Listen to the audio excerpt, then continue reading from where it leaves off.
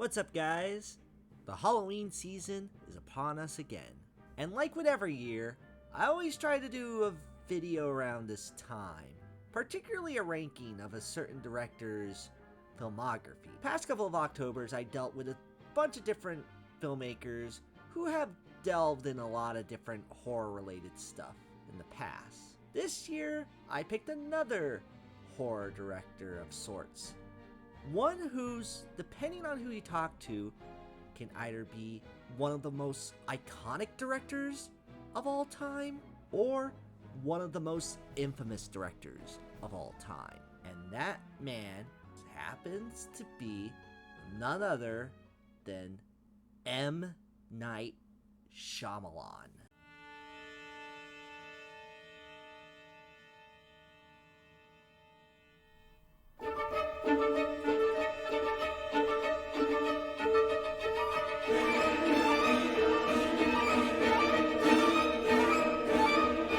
What can you say about M Night Shyamalan?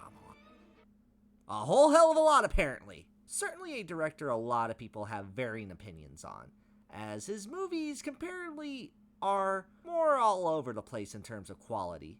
He's directed Academy Award-winning movies, cult classics, and experimental features, along with hokey slock, over-his-head insane ideas, and even some of the worst movies I have ever seen. Yet, I find M. Night Shyamalan to be a fascinating character as far as directors. Whether you love or hate his work, there is no denying that M. Night, in some ways, has left an impact. After all, people felt a huge impact just from his most well-known quirk, which are...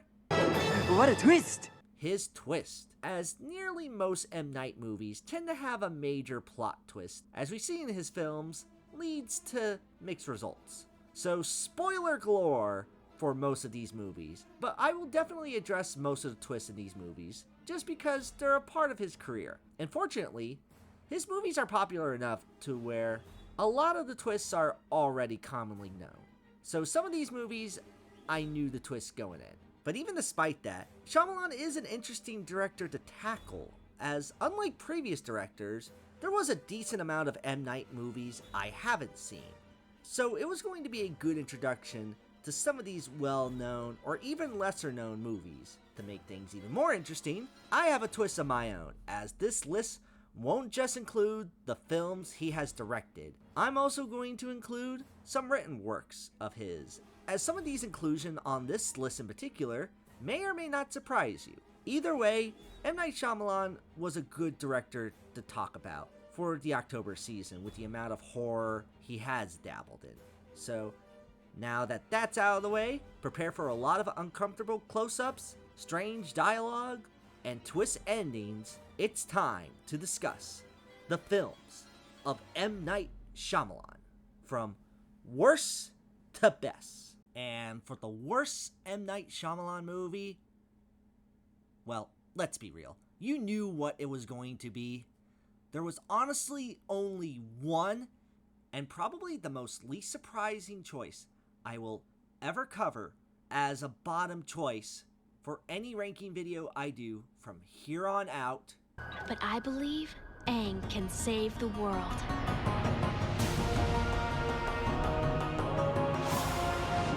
And that's all that needs to be said. Well, okay, maybe a bit more than just that. Full disclosure. For this video in particular, I did not watch the last Airbender movie. Now you might be thinking, how could you be so unprofessional and not see this movie to review it? Oh no, I've seen this movie, like 4 times. That's more than enough times to watch this fucking movie in a lifetime. I don't want to do that again. Though the actual reason I didn't want to dwell on this movie too much is because, well, again, you know how this movie is. It's one of those rare, universally hated movies that barely anyone likes, even if they are a bit nicer to it for whatever reason. It's been talked about to death. But if I can go as briefly as I can, I do want to discuss my own experience with this movie. And I'll leave it mostly at that, since this film's been heavily talked about already. But I've always been fascinated by it. Weirdly enough, at the time this movie came out, I wasn't quite into the Avatar hype train as many were. I watched the first season up to a point, and to be fair, I liked what I saw, but I didn't keep up with a lot of action cartoons at that time, especially on Nickelodeon compared to Cartoon Network. Look, it's just how it was. But I remember the movie coming out and feeling like it was kinda odd. The series had just ended, and we're already getting a movie for a thing that's less than 5 years old? But believe it or not, this movie was kinda hyped among fans of Avatar, I noticed. Like, I remember seeing the trailer for this at a screening for Transformers 2, and the theater got excited for this, only to cut to a year later, and it's... Oh man, this possibly was the first time I saw a movie getting universally hated by everyone when it came out. Like, no one liked this movie. Every critic I knew, professional or YouTuber, hated it. Fans of the show hated it. Even the casual movie-going public. To me, it was a waste of time. I didn't like it. I couldn't stand it. It was boring. I actually dozed off on it for a short while. The people who come out of any typical movie saying it was good were straight up saying that this movie sucked. To give you an idea of how bad this movie was perceived at that time, it came out the same weekend as the third Twilight movie. Do you dream of being a vampire? This is how we're represented. Yeah, the most ridiculed and mocked movie franchise of the 2010s. That shit came out the same weekend, and this movie is somehow worse than that. I'm sorry, but it was clear that whoever caused that fucked up big time. However, to the defense of Shyamalan, and I know plenty of people who hate him solely because of this movie, which, listen, I get it. But also, take it easy. No need to wish death on a man for making a bad movie. It wasn't a good time for Shyamalan either, because at that point, his public perception was progressively getting worse, with every film coming out after Signs getting worse and worse among reviews and ratings. This was the nail in the coffin for Shyamalan that made him to be considered one of the worst directors of all time by so many people. Yet, I say despite that, and even some of his weaker movies, I can't say this movie was entirely his fault. This isn't bad in the same way a lot of other Shyamalan movies are bad. It's more him doing a project by a corporate studio. But Night is such an odd director that it seemed his creative choices and what the studio wanted clashed to a point where you get this movie right here. At least other Shyamalan movies tend to be fun bad, but this film is straight up atrocious in every sense of the word. There's no redemption arc for this crappy movie because it was bad back then, and it's still bad today. Maybe your mileage may vary on how much you find it entertainingly bad, but the thing that got me with this movie is when watching this to rent on DVD for the first time, I didn't quite hate it. It was definitely bad, but certainly not the worst thing I have seen at that time. But then I actually gave the whole Avatar series a watch. And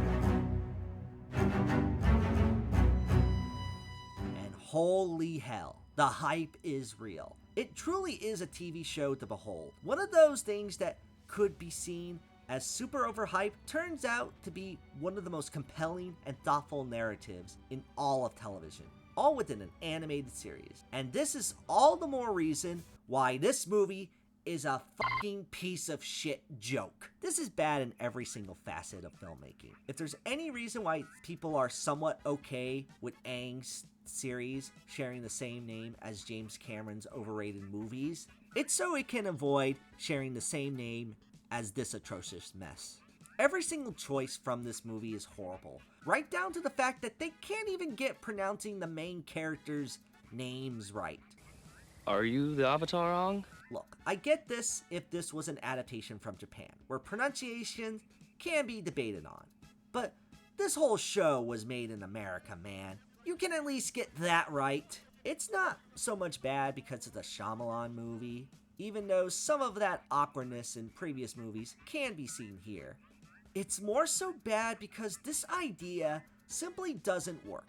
Adapting animated properties into live-action movies is a bad move, as you're condensing a whole series into a movie. But even taking that out of it, this movie is so bad because it is so dull and boring, lacking any of the charm and excitement that series made with so much heart had. It's that reason why this is the worst kind of movie, where not only is it a downgrade that has no reason to exist outside of marketing value for the studios, but more so because this is a pale imitation to something truly remarkable. There's nothing like Avatar: The Last Airbender. And this series, trying to make a quick buck with the most atrocious level of filmmaking, is insulting. It's the same reason why the Lion King remake didn't work.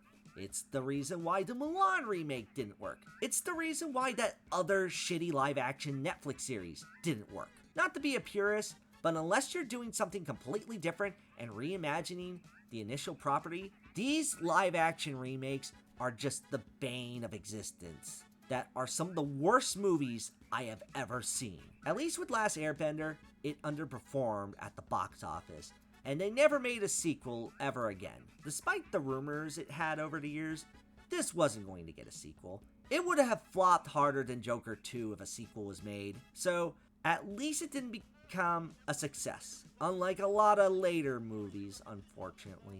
God, when did we fail as society where every kind of Last Airbender movie makes $1 billion? It's depressing, come on. But I don't want to dwell on this movie much further, because you know this is bad. It's not a good movie. It's single-handedly one of the most unlikable movies in existence. Thankfully, Shyamalan, even at his worst, didn't quite get as bad as this. But as of now, I'd rather have no live-action Avatar. If I want to catch something new called Avatar, I'll check out the animated sequel movies instead coming out next year. Sorry, James. I ain't seen Fire and Ass. Bottom line, the end of Ember Island Players sums this up pretty nicely. That wasn't a good play. I'll say. No kidding. Horrible. You said it. But the effects were decent. And that's all that needed to be said. Now let us never speak of this again. Oh man.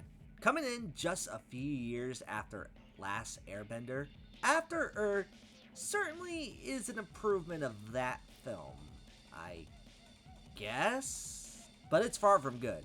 Not even as good as Titan After Earth from Don Bluth. This is another film that Shyamalan made that was somewhat more studio driven, but still ended up as an awkward shit show. However, much like Last Airbender, he's not solely to blame. In fact, considering this was his first directorial film since Airbender, they made sure he wasn't a big part of the marketing of this movie.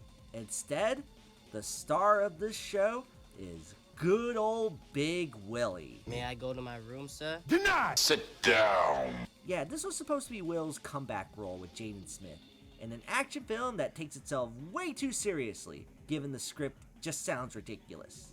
I mean, Will Smith's character's name is Cypher Rage. Cypher Rage! You can't get more ridiculous than that. It's also just not a very engaging or interesting movie that does have its funny moments, but it's plagued by poor pacing and also a horrible lead. The real worst part about this movie is not M. Night, not Will Smith, but Smith's own son, Jaden. You know how there's those powerful, soulful performances you see in movies that you could tell no matter how good or bad the film is, they make the movie and their performance is truly worthy of an Oscar? This performance is the exact opposite of that. It's one of the most stoic and joyless performances I've seen in any movie that isn't helped by a very whiny character. What was I supposed to do? What did you want me to do?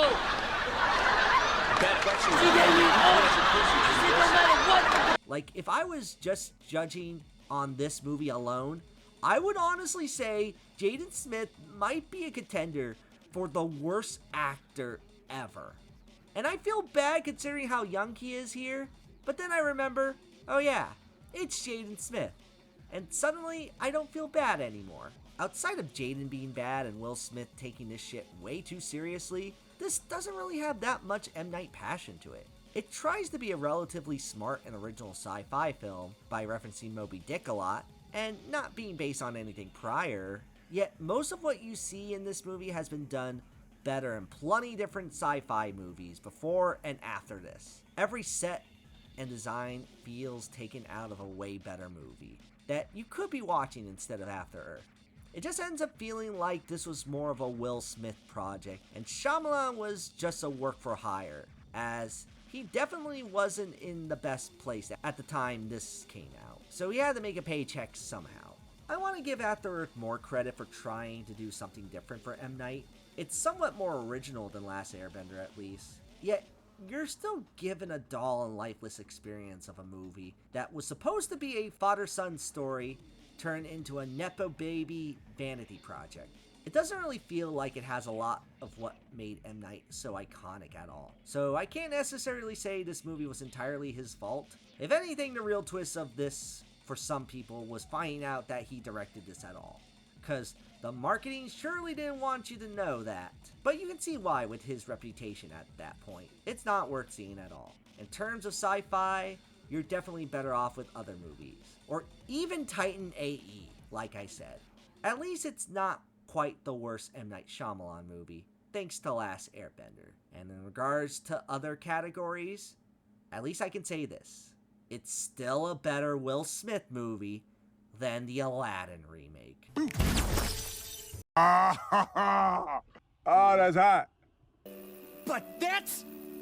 You are being rude to the Lady of the Lake. Another debatable quality of Shyamalan's work is when he started to go downhill in quality. People debated for a while with his movies like Signs or The Village, but honestly, upon further reflection, the film that felt the most like a negative shift in quality in Shyamalan's films was... yeah, Lady in the Water is when Shyamalan's movies started to become funny. I'll admit, I appreciate that Shyamalan did try to create something original, as this is a movie that's based on a fairy tale that he would tell to his kids, where he created his own lore and creatures for the simple tale. I like that idea, and you know, I could see something like that excel really well if Shyamalan made a movie that has this vast world that has this kind of lore and characters to fit in the same vein of a really cool animated world, or even something out of Del Toro. Not bad, except the main problem is Shyamalan tries to combine this fairy tale stuff within a more horror and dramatic edge to it. Wouldn't be a bad thing, except he decided to have this whole movie take place at an apartment complex, a realistic grounded apartment complex, and he's trying to make a movie that has creatures like a narf. Narf! And a scrunt. Wouldn't be so bad if... A narf, the bedtime story says, is a sea nymph. Every single character in this movie wasn't some form of stereotype trying to explain this ridiculous shit to us. It's a movie that tries to be fantastical, but also has this somewhat grounded setting that feels even more out of place when you have all these caricatures of people that don't talk like regular human beings at points. It's such an odd movie that I wish I can call ambitious for being Shyamalan's own crazy idea that he wants to pull off, yet it goes into self-indulgent territory, as we get a huge use of an M. Night staple, M. Night Shyamalan himself. There he is! Typical of Night, but the fact that he plays a character that's literally meant to be the chosen one to write everything just adds to this ego that this story was driven on. Not only that, but he even has a critic character in this who essentially is the main antagonist of this movie when it's not focused on the wolf chia pet thing. Now, I'm not one to be hateful of Shyamalan making this kind of character. In fact, I welcome him tackling the idea of a super nitpicky critic who lets the little things get to them as a way of mocking some of those pretentious critics, even if this was during the time where people were hating on his work. So, there was probably some salt involved. However, it goes into stupid territory when this dude literally dies only because when finally encountering the Skrunt creature, instead of running away, he just monologues to himself about how this is so much like other cliche horror movies that kill off unlikable characters. He may even be given a humorous moment to allow the audience to feel good about it. Look, I don't care how much of a nitpicky movie critic you are. People call me nitpicky and too hard on movies. But if some scary looking wolf-like creature from another dimension is staring at me with big red eyes, I am going to run for the fucking door as fast as I can. Not just stand there and be like, wow, this is like all of those movies I hate.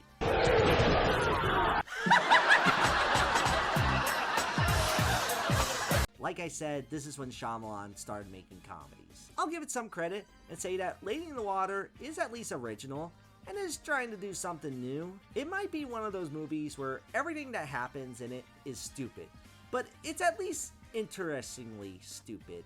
Paul Giamatti is good, but even he doesn't save how ridiculous this movie about a damn narf played by Ron Howard's daughter truly is. I recommend watching Lady in the Water if you're having one of those funny bad movie nights, because it is an entertaining failure of a movie, despite its ambition. They called me Mr. Glass. So, part of the thing that made me very interested in making a video on M Night Shyamalan is that many will lead you to believe that M Night Shyamalan is the worst director of all time. If you say that, then I'm sorry, you don't quite know what you're talking about, because you might be looking at the wrong movies. Sure, there hasn't been a whole lot of promising films we've talked about so far. And yes, Last Airbender was that fucking awful. But no director could ever be helmed as the worst director of all time if they made a movie as good as Unbreakable.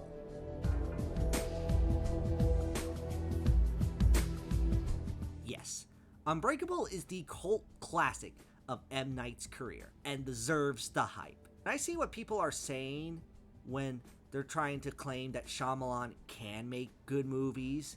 It's all present here. Unbreakable is certainly a film worth talking about big time, as it debunks the myth that Shyamalan has never made a good movie, because it's not just good, it's fantastic.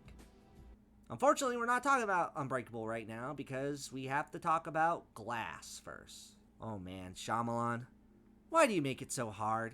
I've seen you as a talented director. I know you can do good shit, but then you come and do this, and discredits what might be a strong contender for your best movie. Due to this association, out of all the Shyamalan movies I've watched, Glass ended up being the most disappointing of his work. Obviously, I'm going to discuss the other two films that tie into Glass later on, but let it be known that those movies are significantly better than this, as this is the third and final chapter of Shyamalan's own trilogy.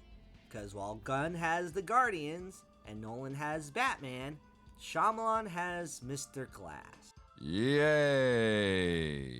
Except you watch Glass and you see what was so unique and compelling about Unbreakable, and it just turns into kind of a dull and unsatisfying mess of a film. As the film crosses over Split and Unbreakable, featuring Mr. Glass, David Dunn, and Kevin Wendell Crumb, as they're being holed in an asylum to be discussed on whether or not their powers are real. Part of the appeal of Unbreakable was that it was a movie that certainly was about superheroes, but the implementation of them within the film was a lot more subtle. It was a grounded movie that made it so there was a lot to be interpreted within that film. Glass, on the other hand, has a lot of exposition. In fact, most of the film is exposition, an attempt to explain more of the world of Unbreakable, which doesn't suit well because it ruins a lot of the mystery behind it. It leads to a movie that could have been a neat commentary on comic books and superheroes, especially within the 20 years between these movies and the world of comic book movies have expanded upon big time. But instead, it just ends up being kind of a worse version of a crossover event film, just maybe a bit more unintentionally funny at points. But it's not even that funny, because the movie is pretty slow with not a lot happening, and a lot of shit just happens. Even things you would hope to be great from the first Unbreakable aren't really here. There were a lot of really great subtle ways of filmmaking that original film had to offer that showcases how Shyamalan can make a movie that has a strong identity to it. Glass doesn't really have that.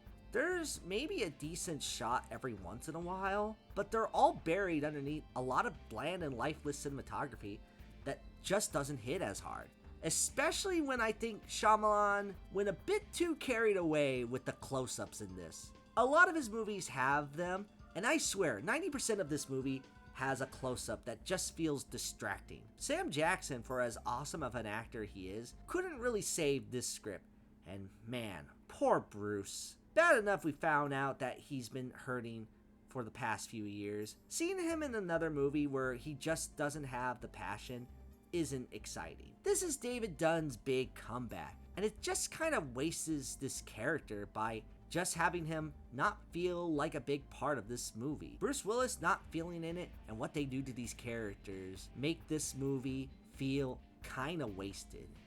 There are some things that are kind of neat here. A few deleted scenes from the original Unbreakable movie make their way into this film that are cool to see, and James McAvoy, for the most part, is decent as his character from Split. The downside is, even within the film, the deleted scenes don't add as much as you would like, and McAvoy's presence kind of makes this feel more like a Split follow-up that isn't even as good as that film, especially when there are parts where he comes across unintentionally funny with the Beast character. It's all this stuff that makes me wish we got a better movie than what we got, especially when Shyamalan had something going for him. Bringing back one of your most popular movies as a twist for another movie after years and years of disappointments was a smart move to get everyone on your side. It's just too bad he had to ruin it by giving us a movie that either should have been fleshed out better or just left alone with Unbreakable as a standalone movie, and the Split thing being a nice little Easter egg. But as it is, Glass kinda hurts after being someone who championed Shyamalan for making the movie that made it so Mr. Glass was able to exist in the first place. It's not quite as unprofessional as Last Airbender and After Earth, which were pretty much dead on arrival. But given that this was something that meant something from Shyamalan, Glass is easily the most underwhelming movie of Shyamalan's career.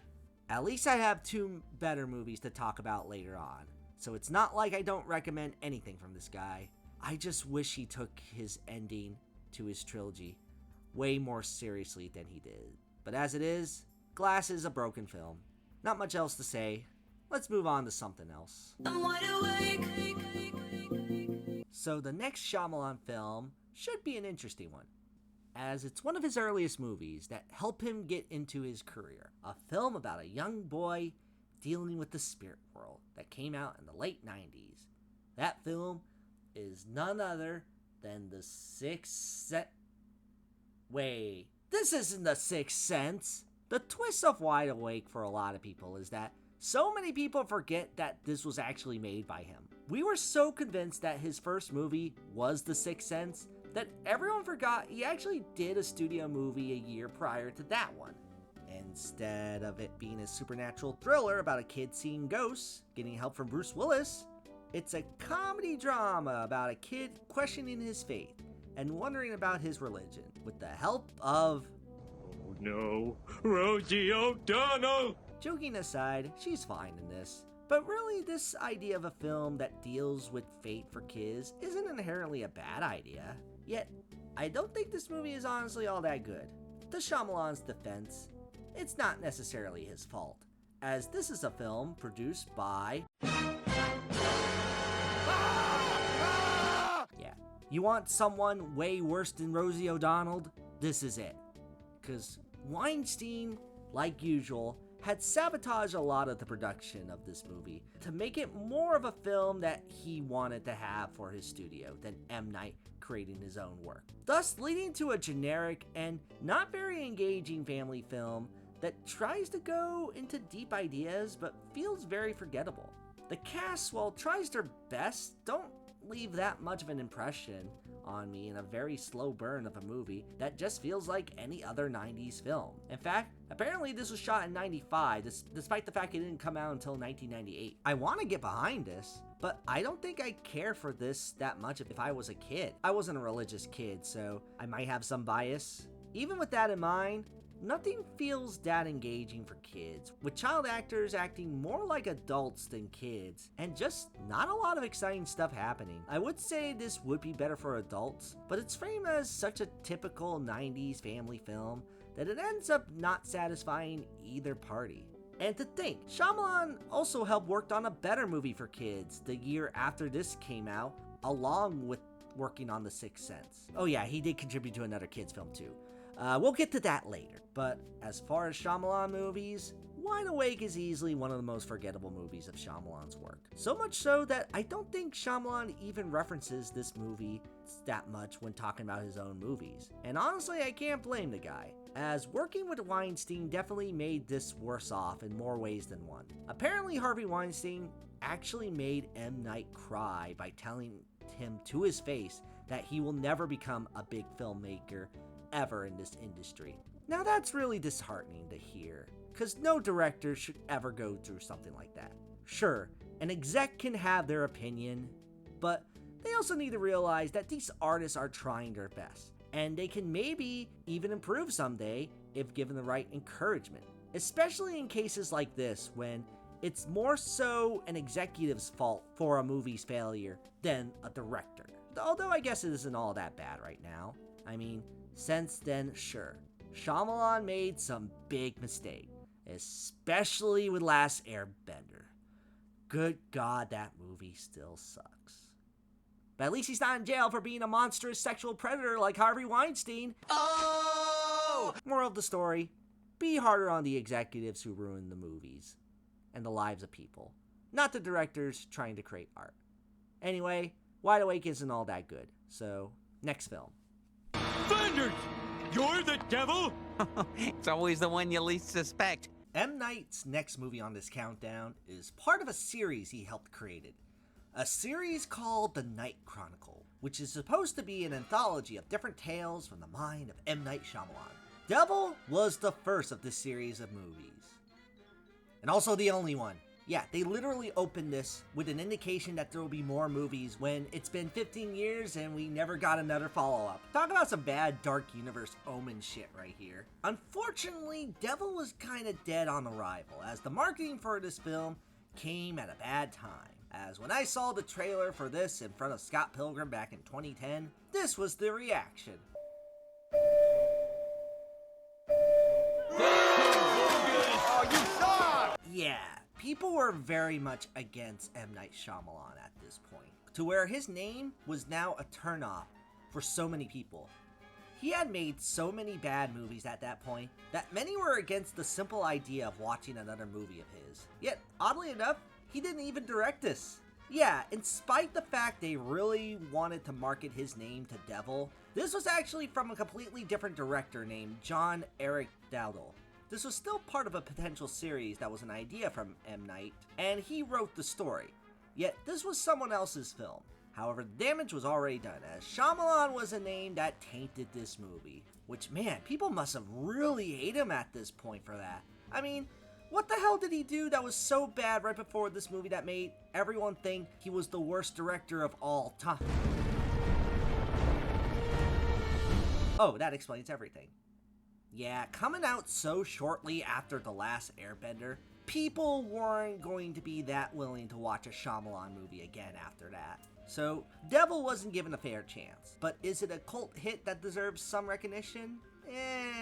Not really. The concept is kinda interesting. It's a box film with a bunch of people on an elevator where, one by one, they have to encounter the devil. A neat premise, but doesn't really have much mystery to it, as you would think a movie like this would have from Shyamalan. Especially when the reason why this is happening is within the damn title. And this movie is pretty damn short, clocking in at about an hour and 20 minutes, including credits. And it feels light too. You get bare bone basic characters in this that don't really stand out except for typical archetypes.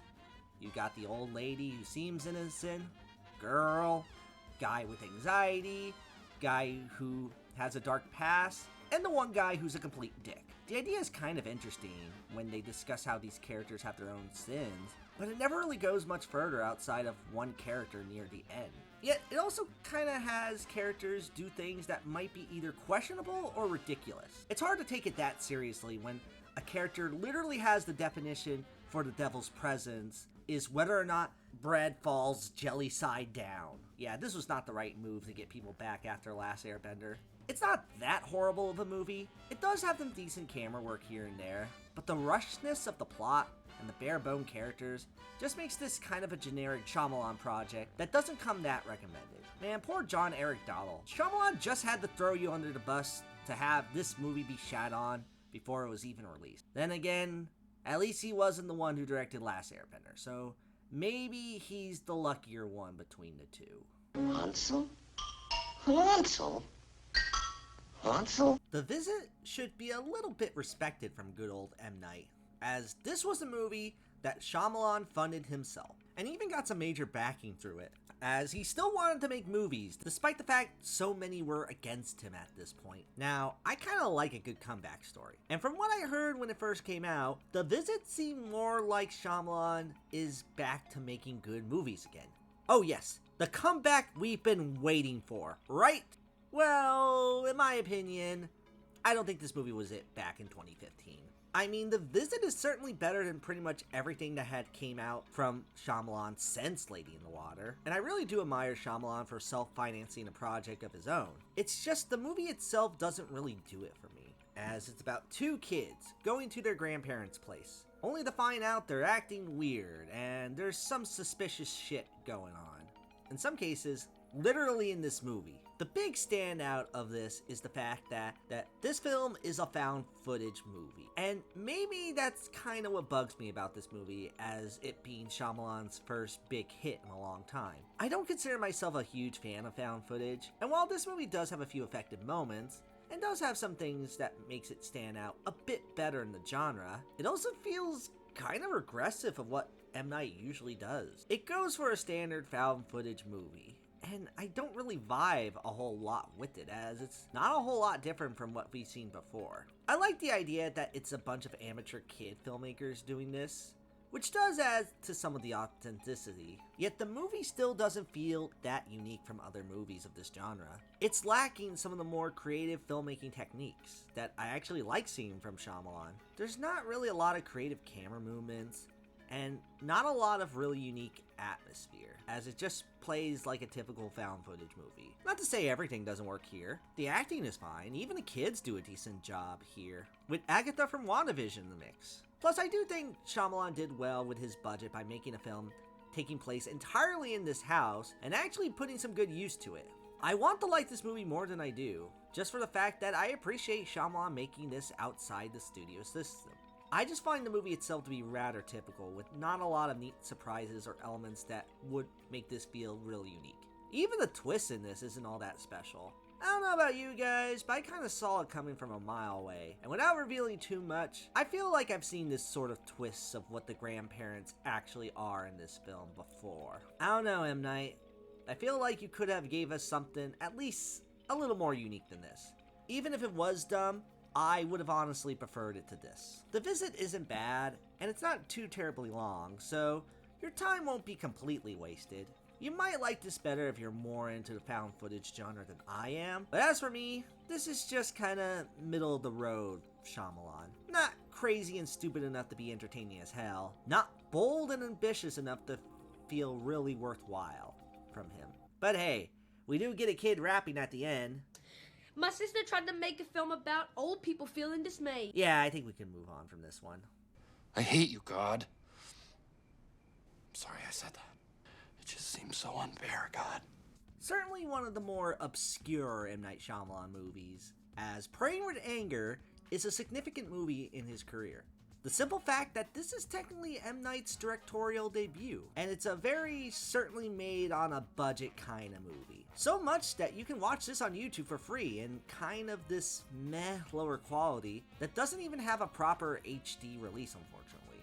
Yet it does manage to be a little bit of an interesting movie in the vein of other really low-budget debut films from some of the most iconic directors today. It's about a man returning to India to rediscover his own faith, which tends to be a fairly common theme in a lot of Shyamalan movies. It's a fitting concept to tackle for a debut movie over the grand scheme of his career. Shyamalan is a person who has discussed faith in his movies, and he's already being rather ambitious, making his first film be like this. It's decently shot and edited, but far from the best he has done in terms of filmography. You can tell that some of the acting isn't the greatest, and it doesn't quite go as far at being a personal story of Shyamalan than he probably would have made on a bigger budget. Doesn't help that there isn't really a good copy of this movie that really showcases the clarity of these shots.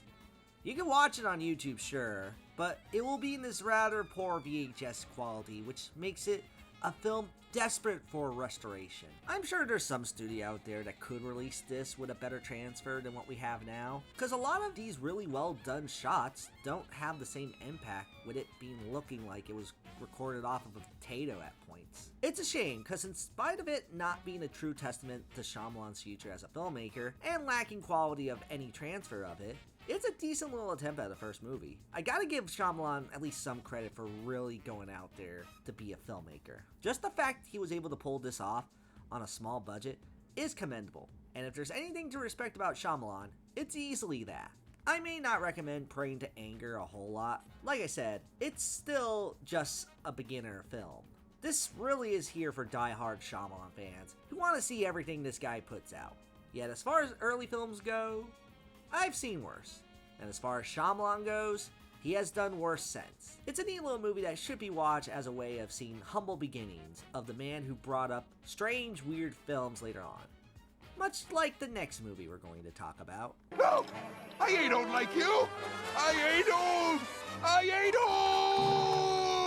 When I first saw the trailers for Old back when it came out a few years ago, I honestly didn't know what to make of it. This was another comeback movie for M. Night based on a graphic novel called Sandcastle, and from both the trailers and even a lot of the reviews I saw of this movie, I couldn't tell if this was going to be a movie that's legitimately kind of intriguing and unique in a way, or if this was going to be so ridiculous and stupid that it would end up being funny. The truth of the matter is, upon watching it, it's kinda both.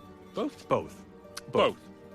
is good. Yeah, Old manages to be both entertaining for me in a sense that it does seem like kind of a neat premise for a movie that does have some interesting ideas, but also is fun in how ridiculous it can get. Shyamalan does show his strengths and weaknesses, because this does have some legitimately well-executed things about it, as the concept does have a bit of existentialism regarding aging and death, as the film does deal with a bunch of families on an island going on vacation till it goes haywire, as they start aging a lot faster and crazy shit happens. But M. Night shows some of his craft at making a movie still. Like, this is probably one of the most well-shot films of his career, as it looks pretty damn good and helps emphasize the unsettling atmosphere the beach creates. There's some knack to Shyamalan's craft, but it does kind of fall apart when it showcases a little bit of the ridiculous of scenes and even delivery of lines that feel unsurprising to hear in a Shyamalan movie, but also par for the course of strange, awkward dialogue.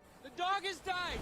Hey, the dog's dead! I like some of these actors, like Thomasin McKenzie and Guy Garcia Bernal, but I don't think this is some of their best work. Probably would have been better if we saw Gal as a skeleton like in Coco, though at least the poster is cool when on the topic of skeletons. But it also kind of makes me wish this movie was a tad different, as the twist isn't that special or surprising, and kind of ends up just feeling like typical Shyamalan flair, which is interesting, as while I haven't read the graphic novel this is based on, from what I've seen, the book is a little bit more abstract and philosophical, with a lot more surrealist imagery and direction with the story. In a way, I felt Shyamalan really could have used that opportunity to create something really unique and out there if he wanted to go a bit more ambitious with his work as a director, because I believe he could pull something like that off. If Shyamalan wanted to go and make a smaller indie project for like A24, I think he could succeed at creating some surrealist masterpiece like David Lynch and be a true standout of his work.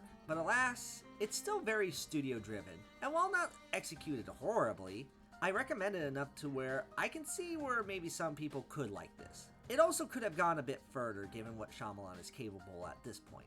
Yet, old is at least in the middle of the road when it comes to Shyamalan movies. Not bad, not great, but interesting enough to be intriguing, and funny enough to be entertaining. Which, just like how it is to become old in real life. Why aren't there so many signs? If there was any film I point to be a turning point of M Night Shyamalan, it might be the ironically titled Signs. I think most people are aware of this movie, and it's a turning point in his career because this was when people started to become rather split on what he made. Where his last two films were universally praised for the most part, even to this day, Signs, you get either people who adore this movie, or they think it's pretty bad. And not to cop out, but for this case... The answer is yes and no.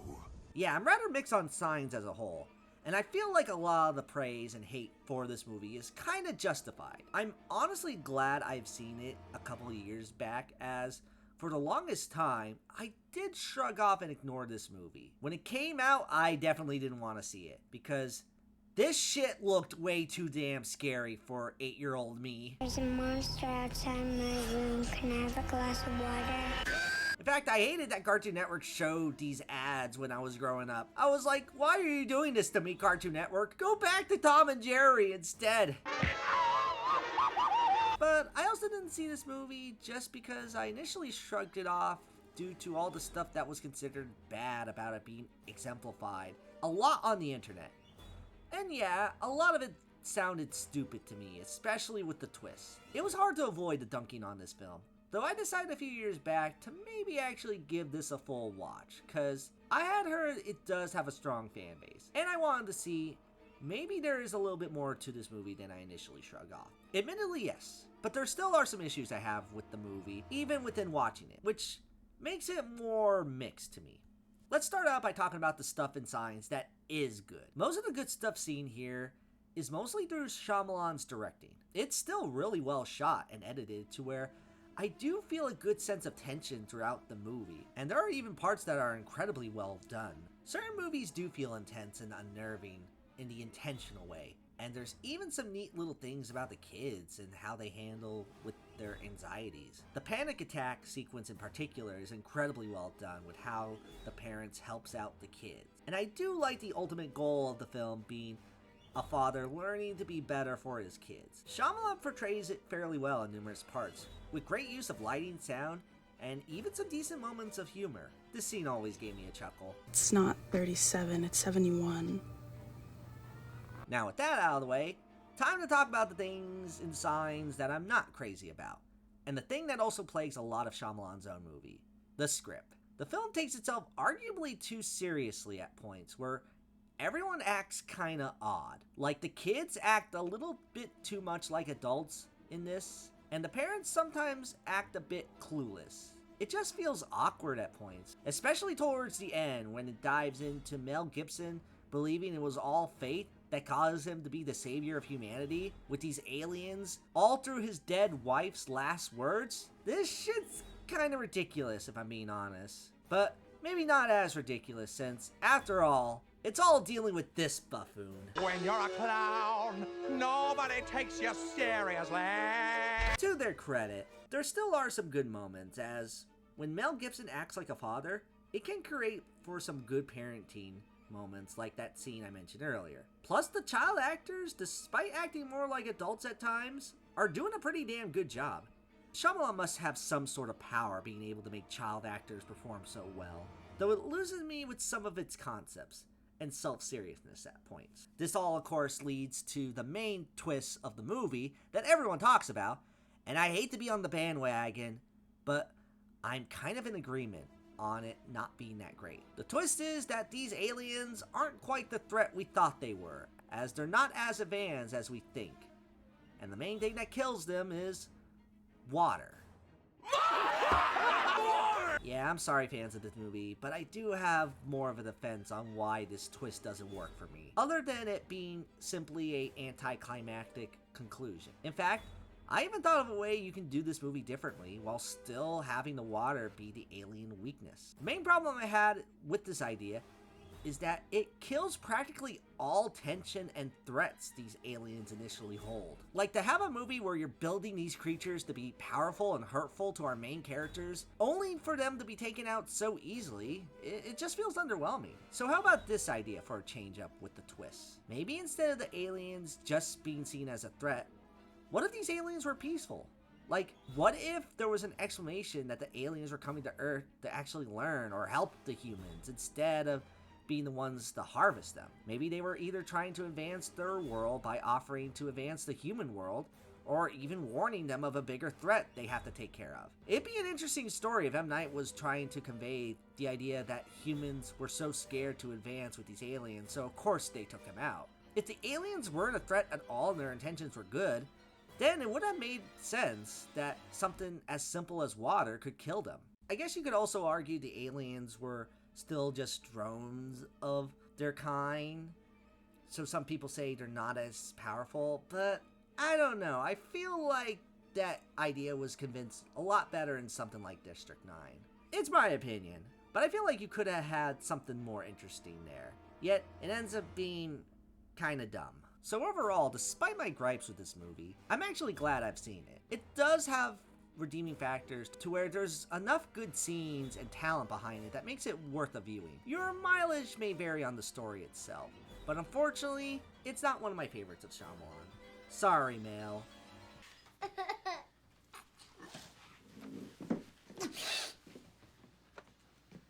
Oh no, he's not sad about me not putting this movie high on the list.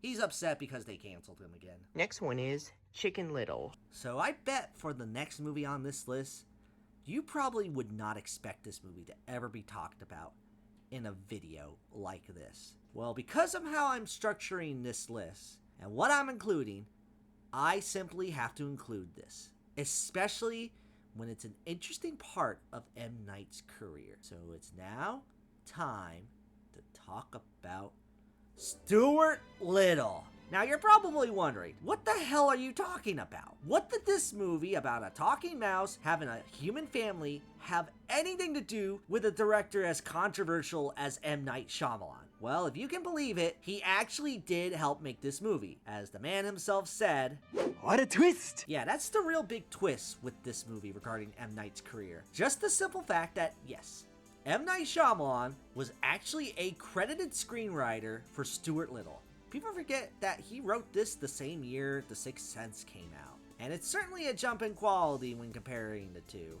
A strange thing in Shyamalan's career that I wanted to bring up because it's rarely ever talked about, and I find it hilarious. Though admittedly there was a little bit more I could talk about with this movie, because the truth of the matter is, I have a bit of history with this film. I'm not going to say Stuart Little was ever a favorite movie of mine, but it was a movie I remember growing up with a lot when I was a kid.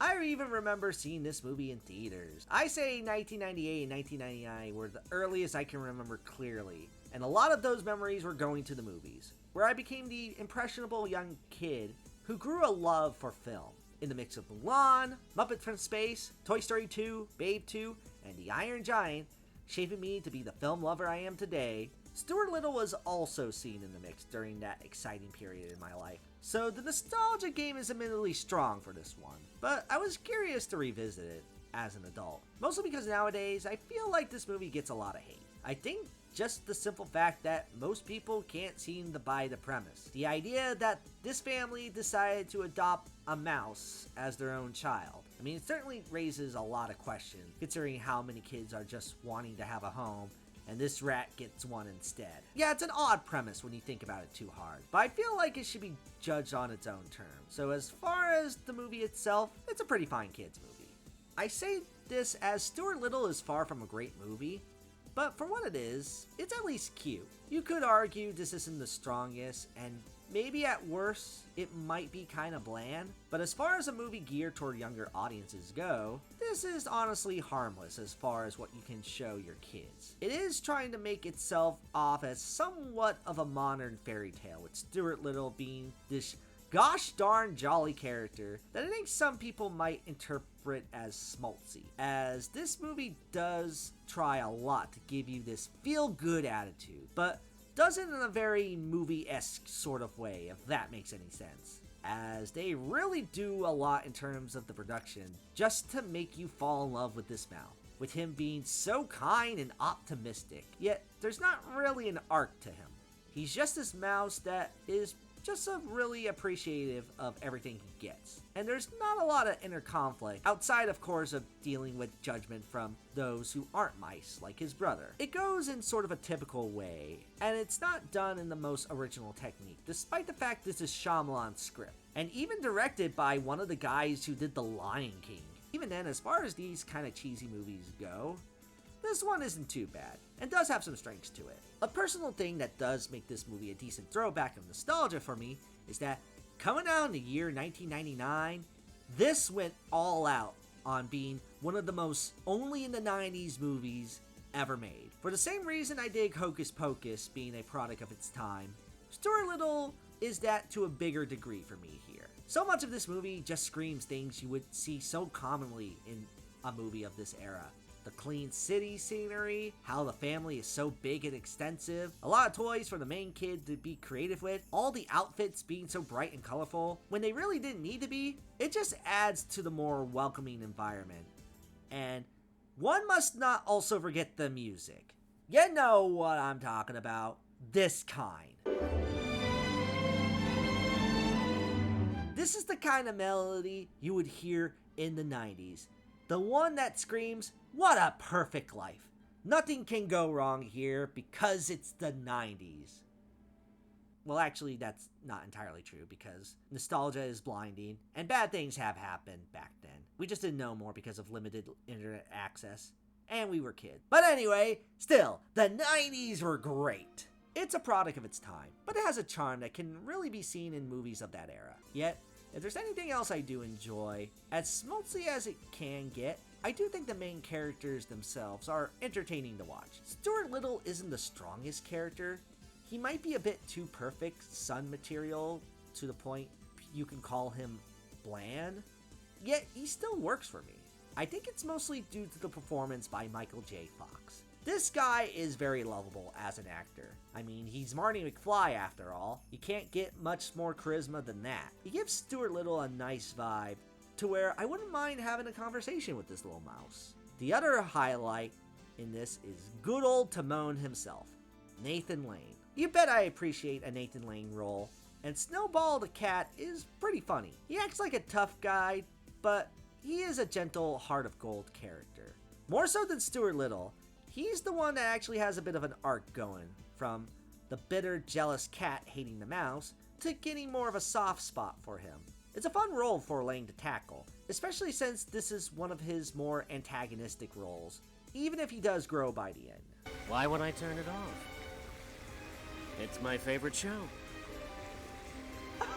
He's an asshole. The other characters work decently for what they're supposed to do. Jonathan Lipnicki was that charming child actor of the 90s that everyone loves. And yeah, he's still that here, I guess. Plus, this movie has Hugh Laurie and Geena Davis as Mr. and Mrs. Little, which I'm gonna say this because this is just a me thing. I'm possibly the only person who has this mindset.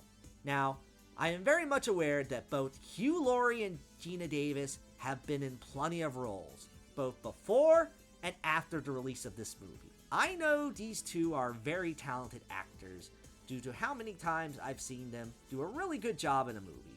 But because I think this was the first thing I ever saw these two in, I still think of them as the parents of Stuart Little, first and foremost. Like, seriously, whenever I saw bits and pieces of House when my parents were watching, I was just always like, what's the dad from Stuart Little doing as this smart-ass doctor?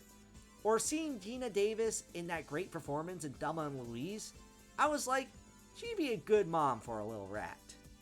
I guess the only other characters I feel obligated to mention are the villains, which is this mob of cats, and their leader is the most self-serious, oddly threatening villain I've seen in a movie like this.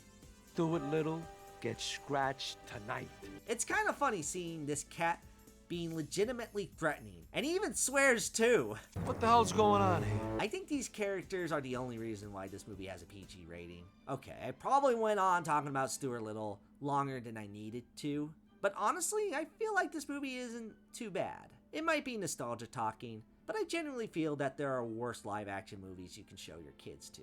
It might feel a little safe, and your enjoyment may vary depending on how much you can handle 90 cliches and can buy the premise itself. But I think Stuart Little is a cute movie. You can't go too wrong with a movie that has both Marty McFly and Timon. And even if we were to count this as a Shyamalan movie, it's still better than a lot. It's a lot better than the kids movie he actually directed a year prior to this. It's just a bizarre, strange fact that he was involved with this of all movies. But I'm glad I was able to get an opportunity to at least talk about a movie from my childhood, as a way to make this ranking a bit more unique. Also, no, I'm not talking about the sequel because Shyamalan had nothing to do with it, as we gotta move on to the real movies he actually contributed to big time. It is happening again. Oh man, I absolutely love The Happening. Just for the record, it's high on this list, but make no mistake, this is a bad movie. Like, really bad. The acting is comedically wooden, the movie's not scary, and it's just one of the most self-serious scripts I have seen for a movie that's this ridiculous. And yet, it's a movie I absolutely find more enjoyment in this than M. Night's other films, because I learned to love this movie when you realize what the twist is. Yeah, there is the twist of it's the plants causing chemicals to do this shit, but I barely count that as a twist, because within the film, you find that out early on within 30 minutes. The twist isn't even the fact that this movie is called The Happening, despite the fact that nothing fucking happens in this movie. Literally, all that happens is them constantly saying it's happening. Wherever this isn't happening. The real twist, I fully believe, is that M. Night Shyamalan legitimately went into making this a comedy. No, seriously. This film was heavily advertised as a legitimate horror film, a return to form for M. Night Shyamalan, and a more extreme, dark, twisted, R-rated film. Instead, we got Mark Wahlberg talking to plants. We're just here to use the bathroom, and we're just gonna leave. It feels like a parody of those B-horror movies with these kind of premises. But what makes it funnier is that the whole thing is kind of played for straight. Yet the concept is so baffling fucking stupid that you can't help but find it so hysterical that this shit is being taken as seriously as it has been. Like, this had to have been intentional. To the point where I want to give M. Night legit credit by essentially tricking the entire world to see his comedic brilliance in full force. Every performance is hysterical, with this being the most apparent in an M. Night movie where people do not talk and act like human beings. These are good actors, but they're directed in such a way that it's hard to take people offing one another seriously when they do the most ridiculous shit. It's certainly up there with Boogie Nights and Ted as the best Mark Wahlberg movie I've seen. But I have to say, this movie is actually funnier than Ted. What? No. It's unbelievable how bad the acting is in this. Every professional actor in this gives a performance on the level close to Tommy Wiseau. It's not shot as well, and again, he's trying to make plants scary in this. Like, maybe this could have worked, and I know Shyamalan is trying to have an environmental message, but not like this. When you have everyone acting so strange, and there's not even a real clear threat that makes this creepy, it just comes across as a parody. I still believe that it is, with M. Night himself going off on how he wanted to make a B movie. The Happening can be viewed in a different light for that reason. And while you can definitely argue some of the previous movies I've talked about are better objectively, the pure entertainment factor of The Happening alone gives it that edge to make this a movie I recommend. My theory is that Shyamalan was like, they thought Lady in the Water was stupid, I'm gonna give them a movie even stupider than that. No one will ever know! And God bless him for that. Nevertheless, if there's any movie you should see for sure if you want a bad movie night, The Happening should be in the consideration. It is a comedic masterpiece at some point that only someone as strange as M. Night Shyamalan could muster up. This is up there with movies like A Talking Cat or The Room as one of the most enjoyable bad movies you can watch. And that, I say, The Happening is worth watching. 7 out of 10, comedic gold. Why? Doesn't anyone love me? Isn't there anyone who cares about Sid the Sloth? Hark! I wonder whom that can be, knocking upon my door. Good news, everyone. We finally got to the Shyamalan movies that are more in the level of quality than the previous ones we have talked about. And the first movie that's legitimately a decent Shyamalan movie, in my opinion, is one of his more recent affairs, with Knock at the Cabin, a film about a gay couple with their daughter having to deal with a group of unexpected visitors at their vacation home, warning them about the end time. In a box thriller that's simple and doesn't excel big time as one of Shyamalan's films, but is a very solid watch from beginning to end. He takes some of the craftsmanship he got from Old and puts it into another movie that's really well shot and edited. I still think there might be one too many close-ups here, but hey, that's Shyamalan for you. Too close, a little too close. He does take the cabin in the woods setting and gives it a decent atmosphere where you're into the mystery of what exactly is the deal of these people. It might lead to some confusion and some kind of hard to buy moments, as some characters don't always act how they should in a situation like this, with the crew probably maybe getting better results if they just explained things firsthand rather than brute force. And also moments like this where they see a news report of a natural disaster occurring. It should be from a local person, but guys, this looks way too much like a movie production for me to believe that this was something shot on someone's phone. Like, M Night, you just made a found footage movie not that long ago. Shouldn't you have taken some pointers since then? Minor things aside, it does ultimately work, and I'm in it for the ride. And I think the thing that really helps with this movie is, weirdly enough, the performances. As who would have thought that of all the actors to appear in a Shyamalan movie, Drax the Destroyer ends up giving one of the best performances. Dave Bautista does a great job convincing you he's this very smart and very unstable person that really is in full belief that the apocalypse is real. There's a lot of moments where you can see Bautista really embellishing in the emotions this character is going through. He carries the movie big time, and I say the movie is almost worth seeing just for him alone. It's proof that unlike a lot of other wrestler turned actors, Bautista is actually one of the most passionate ones. And I say props to him for that. I also like that this movie focuses on a gay male couple for a change, where a lot of these movies would usually focus more on a cisgendered relationship.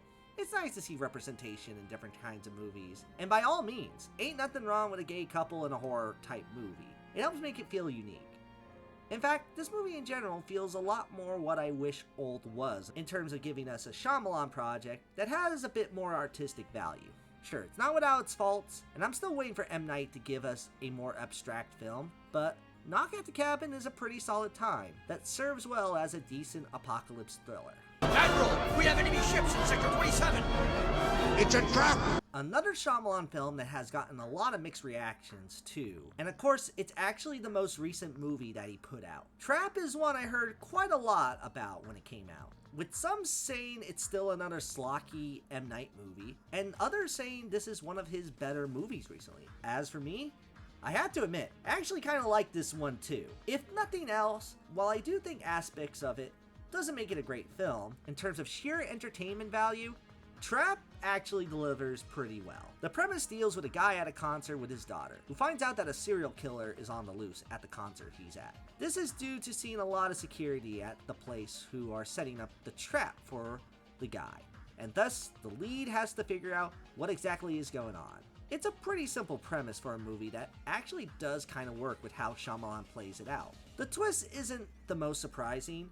In fact, it's another one I was able to see coming a bit early on. At this point, I just expect a twist, so maybe it's my fault for watching so many of these movies, and Shyamalan doing this so much. Yet, it's cool seeing this concert play out, and Josh Hartnett giving a pretty good performance is what makes it a fun movie to watch. There's already some tension knowing that something highly dangerous is at a relatively safe place like a concert, so it's just a matter of seeing how these things play out. It's shot pretty confidently and utilizes the concert set piece really well. Helps that the pop star they have here actually has some slap songs, not gonna lie. The opening credits music alone already gives me a vibe we might be in for a decent time, which Lady Raven is played by M Night Shyamalan's daughter, which usually this might be a bad case of Nepto baby, but turns out she's a legitimate pop star, and yeah, she isn't too bad. The downside is there are some Shyamalan quirks in this that may vary in some way. Like, for as good as Lady Raven's music is in this, the same can't quite be said about her acting. In fact, you get some very peculiar performances with a lot of strange line deliveries that can make this movie vary on an enjoyment factor. For me, it actually kind of works at points because there's more of a self-awareness to Shyamalan being a bit ridiculous with how he handles his character and dialogue.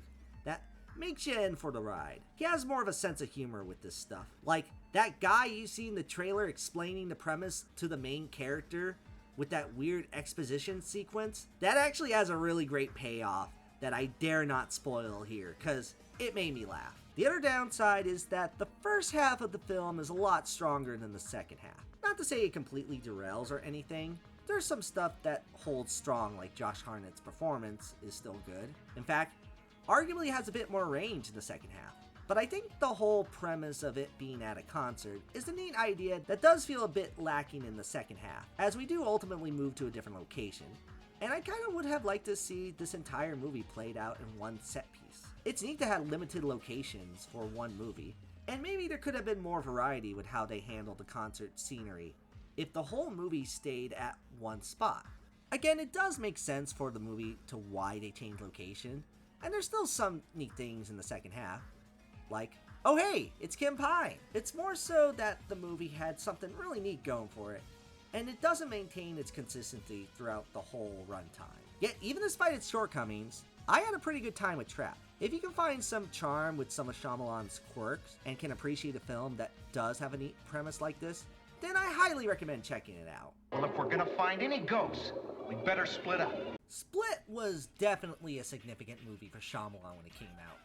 Simply due to the fact that if there was any film that felt like M. Night actually made a comeback, it was this one. Way more than The Visit. This is the Shyamalan movie I can actually kind of get behind in terms of the hype surrounding it, as this movie stars James McAvoy, playing a man with a split personality disorder that leaves women hostage for whatever plans he might have in store for them. We see a young girl played by Anya Taylor-Joy try to outwit him to the best of her ability, leading to a pretty solid thriller that isn't perfect, but does have some strong strengths. The main criticism Split has is the portrayal of people with multiple personality disorder, as the film doesn't quite portray that in the most correct of ways.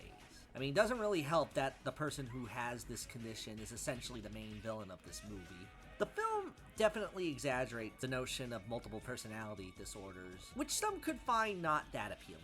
Yet there are a few things that help make up for it. Main thing being, James McAvoy's performance is actually quite good. We've seen this guy be a pretty talented actor in a lot of different roles, and this is a film that highlights his range fairly well, as this character literally takes on different personas. So you're seeing McAvoy be varied with his performances, and showcasing a lot of range as an actor. He can pull off acting like a concerned mother, an immature little kid, and a frustrated father all in one movie, and it's impressive to see. If there's any reason to watch this movie at all, it's definitely for him. The rest of the movie plays out like a solid thriller, with a few things that give it some substance. Anya Taylor-Joy's character actually has a lot more to her than what appears on the surface, as we get a backstory behind her that adds a lot of dark undertones to this movie, but makes her character more interesting to watch. She learns how to escape from the clutches of McAvoy based on her past experience, and I found that very fascinating. Makes this character a lot more compelling to root for in this situation. It's a film that still has a lot of Shyamalan tropes, including a lot of close-ups still, yet it isn't as bothersome here, mostly due to how this movie does have legitimate tension and intrigue that previous Shyamalan movies were kind of lacking. So it's nice to be reminded of what Shyamalan can do as a director. The close-up shots do add to the uncomfortable nature of this movie, and even if he does have arguably too much here. At least they highlight how pretty Anya Taylor-Joy's eyes are in this. It's a neat movie that doesn't work for everyone, especially with its questionable trail of split personalities. But it is forgiven by a lot of people for one big reason. As traditional with M Night Shyamalan, this has a twist, but probably one of the most exciting ones that actually got everyone hyped. We see McAvoy actually has a beast-like persona that at first you kind of question, as this movie is now throwing something way more fantastical in the mix, until you realize through a familiar musical tune and a post-credit scene, this movie had a neat secret. Mr. Glass. That's right. The final reveal was that this movie takes place in the same universe as Unbreakable. Not really a surprise now, given the movie has been out for quite some time, but at that time, something like this was unheard of. This movie was advertised as just another horror thriller, and that's about it. Little did we know that it was actually a spin-off of another movie. Shyamalan had a good idea with this, and I think that's partially why this was seen as a big comeback for him. Why not get your fans back by acknowledging a film you did a long time ago that people not only like, but legitimately love? It was such a cool idea to see a confirmation that David Dunn and the universe Unbreakable is still alive and well.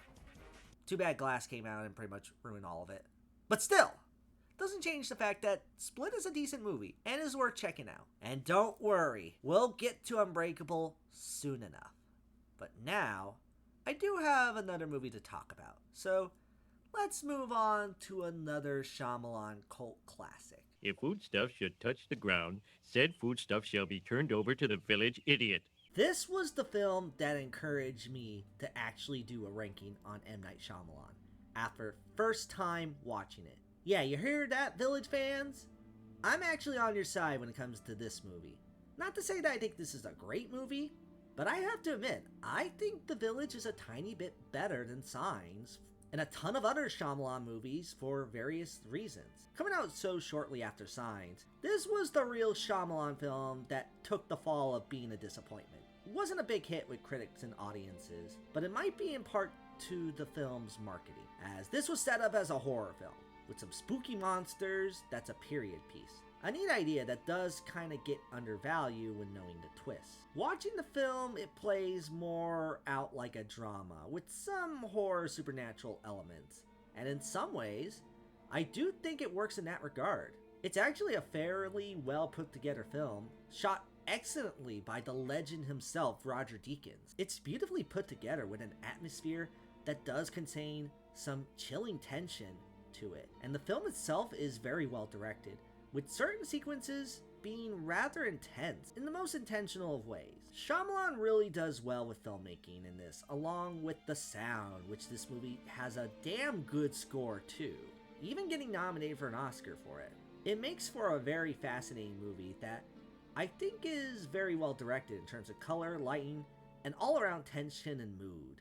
Yet the film is a slow burn, and depending on your enjoyment of that, especially given what the twist of the movie actually is, you might not be accepting of it. Now, much like Signs, I was aware of the twist going in. That being that this actually takes place in modern times, and those monsters that were in the village, they're not actually creatures or Skeksis from the Dark Crystals. At least that's what they look like to me.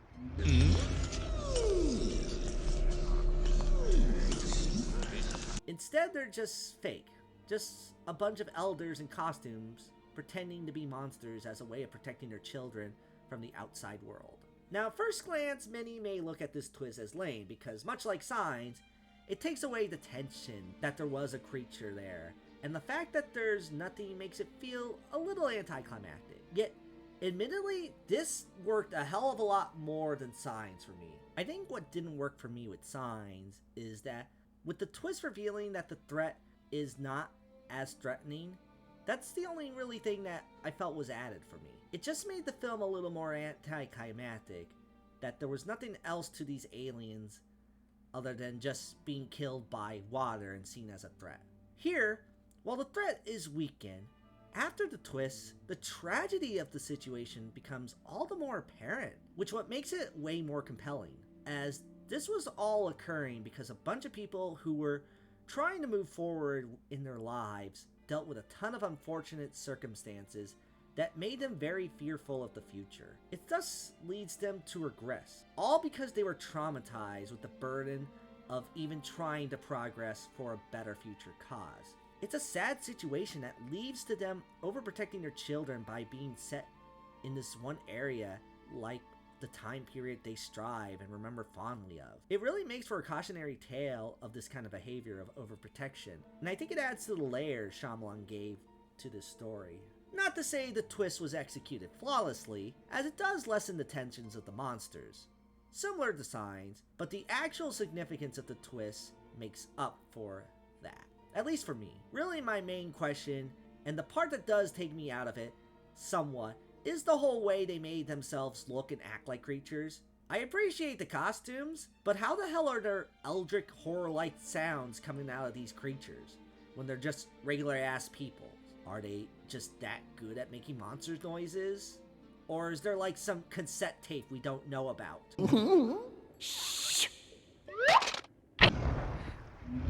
Despite a few minor gripes, I do find The Village to be a pretty underrated film of Shyamalan, and if there's anything that should happen, is that oddly enough, this movie does not have a Blu-ray release. Even though it wasn't the best received movie, I don't see why it doesn't have a new home media release, when it does have some legit merit and fans to it. Especially when, come on, Lady in the Water, After Earth, and fucking Last Airbender got a Blu-ray release. You mean to tell me the Shyamalan movie that's actually good doesn't have one? One of these days it should happen. But for now, if you can come across an opportunity to watch The Village, I say give it a chance. This is one where I actually do get the appeal, and I'm glad I saw it. I think if M. Night was a bit more honest about what this movie actually is, then maybe it wouldn't have gotten the bad rap it did for a while. But believe me when I say it doesn't deserve to be lumped in with the crap Shyamalan made, because this might be one of his best movies. Obviously doesn't hold a candle to the movies that, let's face it, you know what they are already past this one, but it's a little hidden gem that comes from M. Night, so take that for what it's worth. But before I go to these final movies, I want to point out one last thing that I actually find pretty funny. The movie stars Judy Greer, and she does a fine job.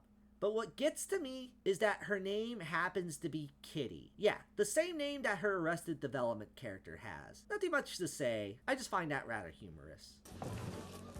And say goodbye to these, because it's the last time. I see dead people.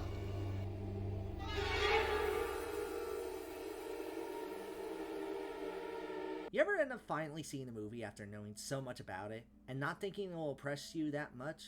Only to be like, well, hot damn, that was actually a really good movie. The Sixth Sense is definitely one of those movies for me. It's one that I feel that so many people have talked about over the years. It's hard to say that much new about it. Really, the best I can do is give my own perspective on them, as it's a movie I definitely was aware of growing up. It was one of the most talked about movies of 1999, known for bringing Bruce Willis in an interesting dramatic horror role, alongside this really talented kid named Haley Joel Osment, with a twist ending that will shock you. That is, if you manage to have it not be spoiled for you within the first year this movie came out. As for me, I remember back when it came out, I had seen parts of it, but didn't see it on very long. Mostly because, if you're like me and get scared of certain movies easily, you walk into your parents watching a movie like this on their own time. No, dinner is not ready. Yeah, it's clear that this is not going to be a movie that 6-year-old me would like. That's when I go back to the other room and watch Tailspin instead. Tailspin! The horror element did deter me for a while, but I think I didn't watch it for the longest time because, well, this is a movie that has been kind of parodied and talked about to death. There was so much about this movie that I had already seen through other videos, movies, and TV shows, to the point where I felt like I already knew about the movie. Especially doesn't help that, as for revolutionary as the twist was in this, it's one of the most commonly well-known twist endings out there. Like, right next to I Am Your Father and Damn You All to Hell, in terms of twists that practically everyone knows because of how much this movie has been in cultural osmosis. So I think there was some subconsciously thinking that I wasn't going to be that impressed by this movie. But upon actually watching it, yeah, this is a really great movie. There's a reason why M. Night's career kicked off big time after this movie was released. He made an incredibly well-crafted ghost story that's creepy and tragic at the same time, with an identity like no other. Shyamalan did a really good job giving this film a distinct vision with its camera work and writing style that makes this feel very original and refreshing.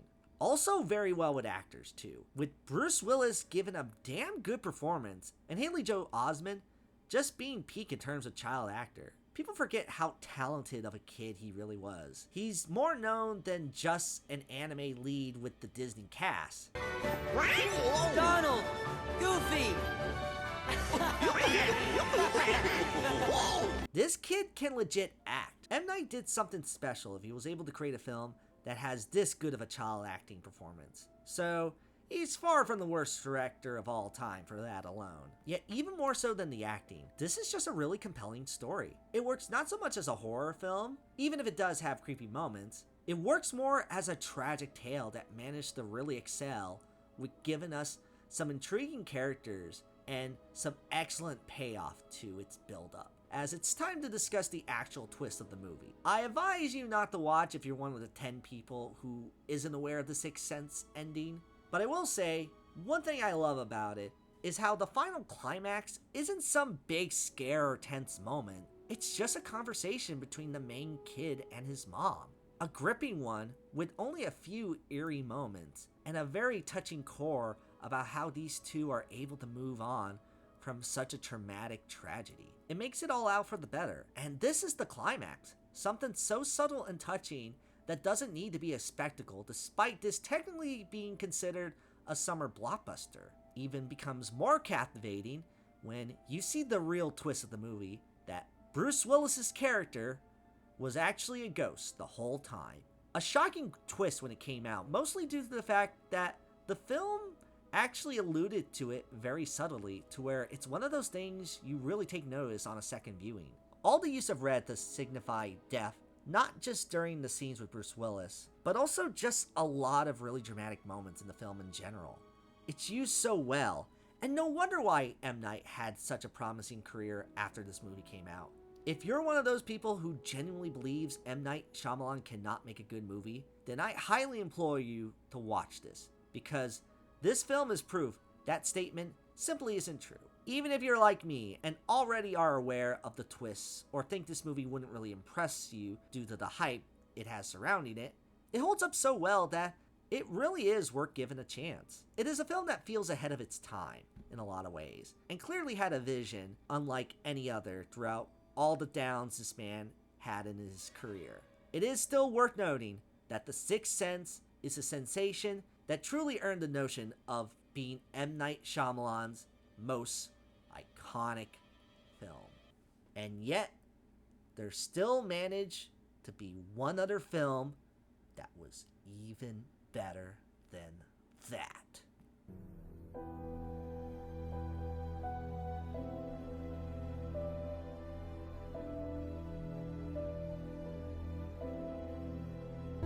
I believe comics are a last link to an ancient way of passing on history. I believe comics are a form of history that someone, somewhere felt or experienced.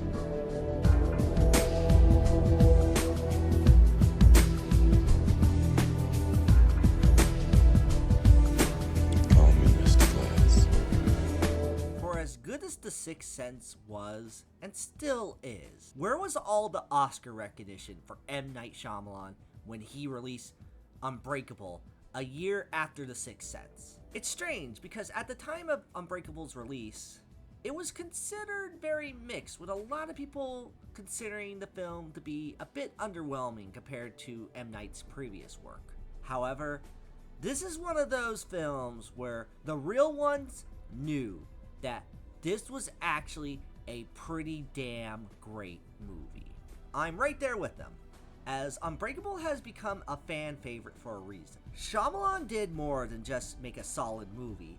he experimented with filmmaking through a neat meta reconstruction of the comic book superhero movie genre, even before it really kicked off, as the film is about two men, Elijah Price and David Dunn. Two men who are connected in a strange way, as they have the opposite problem. Elijah Price is a man who grew up with very fragile bone, causing them to break easily, where David Dunn has the strongest bones around, being practically invincible during situations that should have killed him, including a tragic train accident where he was the only survivor of the crash. It's a story about these two trying to figure out their whole situation, as this is a world that subtly introduces superheroes in the mix. It's an interesting film in that regard, as despite a lot of the comic book influence all over, this does play things relatively grounded. Even though this is a world with superpowered humans, they treat these characters and situations very real, with a lot of dramatic flair that you can take seriously. It really is helped due to a great cast of characters, with David Dunn being a fascinating man who has a lot of baggage attached to him, being someone who's starting to realize his true potential. Much like The Sixth Sense, it shows Willis's acting chops pretty well, even if he is outshined a bit by the man who really steals the show, Samuel L. Motherfucking Jackson. This might be his best performance that wasn't in a Tarantino movie, and I think it's partially due to how well written of a character Elijah Price is, or better known as Mr. Glass. Such a fascinating character that you might get some suspicion of, but also feel so incredibly sad over due to the fact that this is a character that had an awful life growing up. A tragic tale made even more so with its actually very ingenious twist ending, which I guess time to get to that now. So, spoiler alert if you haven't seen Unbreakable, as Mr. Glass is actually set up to be the villain of the film, causing all the major tragedies Dunn is a part of to prove that superpower people exist, and it ends up being a self-fulfilling prophecy for the character. This is such an interesting twist given a really good moral gray area, as this is a character you still kind of feel bad for, because it seemed like he was always given the sour end of the stick every time. Mr. Glass wasn't able to have a normal life, and I think because of that, he ended up believing that this was all part of his destiny to become the villain. It's tragic in even different ways you can interpret, as this film could be seen as a world that gives people a rough life to the point where it creates these unintentional villains, or this guy is so obsessed and far gone with his comic book theories that he just has gone completely insane to just believe that this was his destiny all along. It creates for such a tragedy to a character that is ultimately a horrible villain, though it creates for a very fascinating piece of film that really excelled in Shyamalan's filmmaking. It doesn't stop there, as it might sound weird to say that Shyamalan directed the shit out of a movie, but hot damn, Shyamalan directed the shit out of this movie. Unbreakable feels so well crafted and unique when it comes to the way Shyamalan tells his story, and sets up visuals for his movies when done right. Take for instance the first real conversation David Dunn has in the film. It's behind the seats in front of him and the person sitting next to him on the train. Now, this could have been a simple shot reverse shot with not much camera movement, but instead, the camera moves to fixate on whoever's talking. It makes the scene a lot more engaging. Shyamalan didn't have to do this, but the fact that he did really showed he wanted to have a voice with this film. So many well-constructed shots, so many well-edited moments that set the mood for every single scene this film's a part of. You kind of forget that Shyamalan has a lot of random quirks that he likes to use in his movies, because they're not really implemented here, and even if they are, they're still done very well. I mean, it's not without its typical quirks. I mean, what's an M Night movie without an appearance of who else? There he is! Yet, even then, this is Shyamalan directing at his peak. And if you're one of those people who still believes that M. Night cannot make a good movie, just because you might have seen his bad movies, or hell, even just reviews of his bad movies, then I implore you to give Unbreakable a chance. The little cult movie that could, in a film that was ahead of its time, and deserves to be watched for being a great take on the superhero genre, and a fascinating character piece in its own right. I'm glad I got to witness Shyamalan's work, and even though he might be one of the most mixed in terms of films I checked out from him, you can't deny that he certainly has a range that adds to a fun unpredictability of him. And whether you fall in love with his twists or not, you can at least be pleasantly surprised that a man who managed to struggle to adapt one of the best shows ever made can create a film that can never be unbroken due to how well time has been to it. So take that for what it's worth.